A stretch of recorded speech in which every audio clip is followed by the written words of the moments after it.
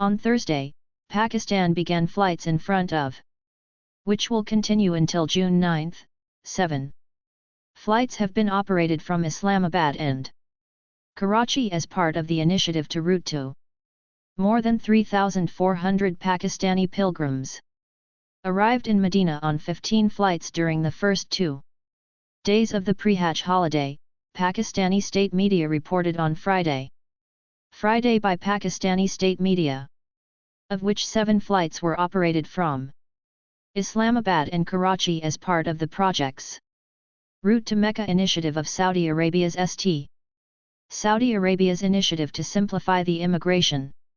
Pilgrims are currently, only the airports of Islamabad and Karachi airports in Pakistan are working under of this initiative to make life easier for pilgrims during the Hajj days. With excitement and devotion, the pilgrims, who have been preparing for this moment for years, have entered the city of the Prophet Sa'a, marking the news agency EP nearly 3 million pilgrims from around the world, including 17,920 Pakistanis will travel to the holy cities to perform the Holy Hajj from the airport. The passengers were taken to residences located in the Mecca of Asia, about a 20-minute drive from the Mosque of the Prophet. Hajj is one of the 5 pillars of Islam, which requires every adult Muslim at least once in his or her lifetime to make the journey to the holy Islamic sites in Mecca if he or she has the financial and physical ability to do so, according to the Pakistani Ministry of. This year's quota for the Hajj is 17,920 pilgrims, out of which 63.85 pilgrims will perform pilgrimage under the government scheme, and the rest will be accommodated by private tour operators. In Pakistan on May 9, flights in front of the Hajj began and will continue till May 9. Pilgrimage which will continue till June 9. It is expected that this year the pilgrimage is expected to last from June 14 to June 19. Punjab administration has ordered. The Punjab administration has ordered the school hours to be shortened due to impending heat wave SLN 25,123-21 Pakistan administration. Punjab administration orders shortening of school hours. School opening hours for the impending heat wave.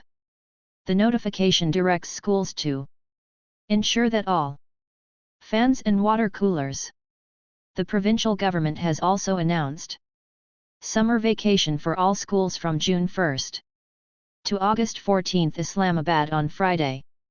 The Punjab Provincial Administration has announced a reduction in the normal working hours of all public and private schools till the end of the month amid rising temperatures and a warning by the Meteorological Department of an impending heat wave in the coming weeks.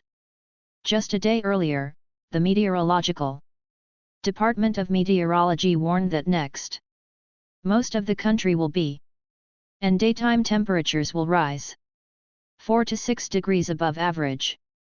Also predicted dust storms and heavy rains in various parts of Pakistan including Punjab due to unfavorable weather. This notice is hereby given that from May 18 to May 31, 2024 in all public and private schools in the province of Punjab will be the following school timetable. Timetable as stated in the notification circulated by the Provincial Education Department, in which the starting time of classes is 7 am on ending -113 minutes am. It instructs schools to end classes at 10:30 am on Friday and Saturday. The notice also states that school administrators must ensure that all fans are in working order, water coolers are available, and students are not forced to sit in open areas such as on lawns during the summer season. The notice also states that all Schools in the province will be closed from June 1 through August 14 for the summer break. Schools in the province will reopen on Thursday, August 15. 20,244. It adds in recent. Pakistan has been experiencing extreme weather conditions including unprecedented rainfall, sudden floods, droughts and heat waves. Experts attribute these erratic weather conditions to climate change, making Pakistan one of the top 10 of countries most vulnerable to it. Pakistan's Army Chief pledges full support to the hockey team after winning silver medal in Malaysia. Pakistan's Army Chief pledges full support to the hockey team after winning the silver medal in Malaysia. The national hockey team has reached the final of the Sultan Cup, Alan Shah Cup, for the first time in 13 years this week.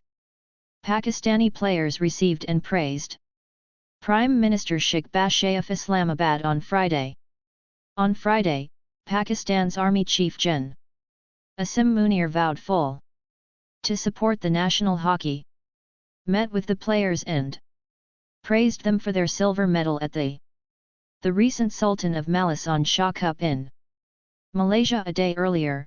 Prime Minister Shehbaz Sharif also received the green shirts in Islamabad in recognition of their outstanding performance at the tournament, where they reached the final for the first time in 13 years. Sharif praised the team's performance and reiterated the commitment of his administration's commitment to the development of sports in particularly hockey in the country. The Army Chief of the Army also praised the team during a meeting with the players in Rawalpindi. The hockey team has brought immense pride of the nation and we are ready to extend full support to ensure its continued success, quotes his. A statement released by the military wing of the military service. He also expressed his best wishes to the players in their future. Cricket in general has eclipsed other sports in Pakistan, including hockey, in terms of popularity and media attention. This is despite the fact that hockey is the country's national sport and has a rich history of international success, yet it does not enjoy the same sustained interest and investment as cricket, which inequality is affecting its development and recognition in the country. Injuries have hamstrung what relies on Archer, who in every cricket tournament has a trick up his sleeve. Hamstrings.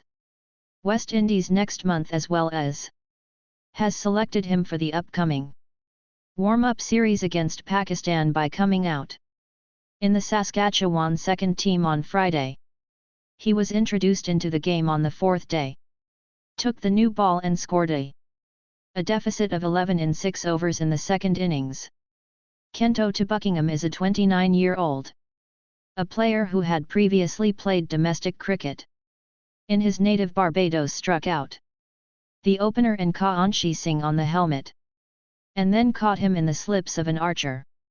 Will join the England squad in the form of before the first match of the TN2 match against Pakistan in Hayden on Wednesday. Butler, who made an early return from the Indian Premier League to oversee England's preparations for the World Cup, told the British news agency Press Association it's a huge encouragement for him to come back and to see that he's ready to play. Everyone knows what he's capable of and how he's set up as captain. He's someone you can always in the game because he's always has a trick up his sleeve. It's great that we can count on him, but it's important to live up to expectations.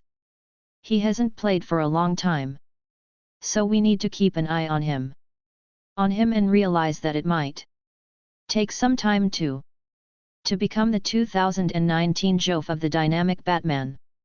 Adds he's a true superstar, but we have to be smart with him. What he's doing. Now it's a leap in the intensity of the game in international cricket, and you can't to replicate that unencumbered by the traditional banking infrastructure. A high-ranking member of J.E. Cash's staff believes that fintech offers a broader financial inclusion. Murtaza Ali says women already make up 30% of J. Cash's clientele of loan providers.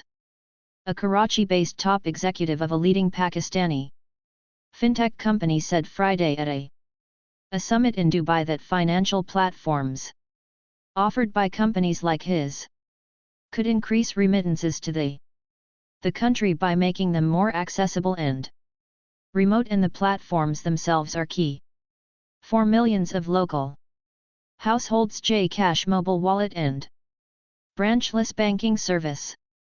A mobile wallet and branchless banking service provided by one of the largest telecom operators in Pakistan was originally launched under as Makash in 2012 and 4 years.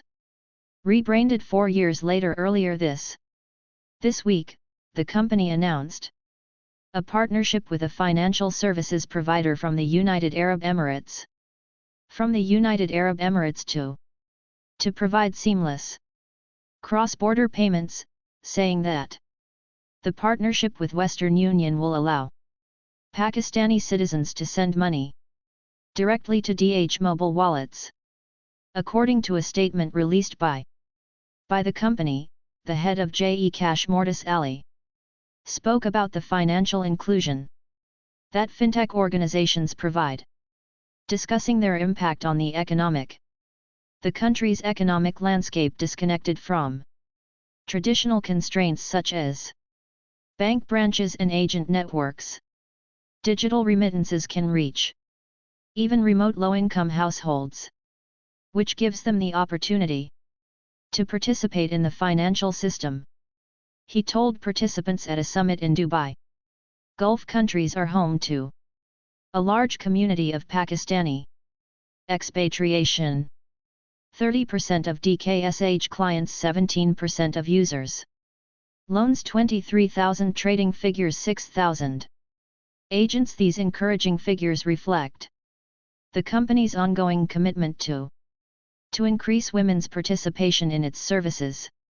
He added in a statement that he reportedly also praised the Central Bank, Pakistan's Telecom Authority and the Financial Regulatory Authority for their collaborative approach that has facilitated the spread of digital technologies and financial services across the country, given the large unbanked population and the small MSP sector of the unbanked population and the SME sector and medium-sized enterprises dependent on cash. We expect exponential growth. Quote, Ali, our roadmap includes using data to assess risk, market entry and inserts to further integration of financial services into day-to-day operations. The government announced that 8 companies are interested in Pakistani airlines with debts amid privatization deadline for submitting 4 expressions of interest to participate in the sale of STK on Friday at 4 p.m.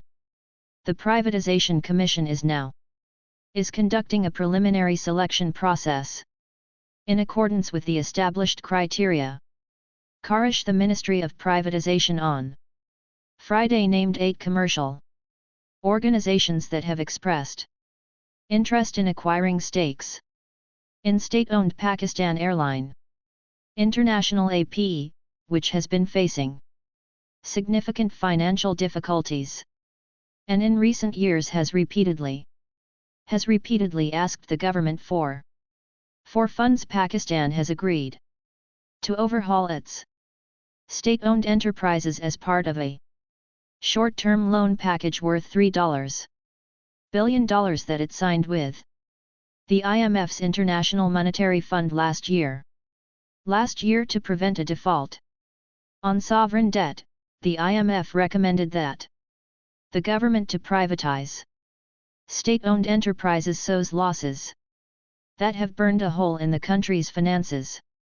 Amid its already precarious economic situation, according to the ministry's deadline for submitting applications for interest in participating in the squeak sale process today at 1600 hours in response to an invitation for expressions of interest.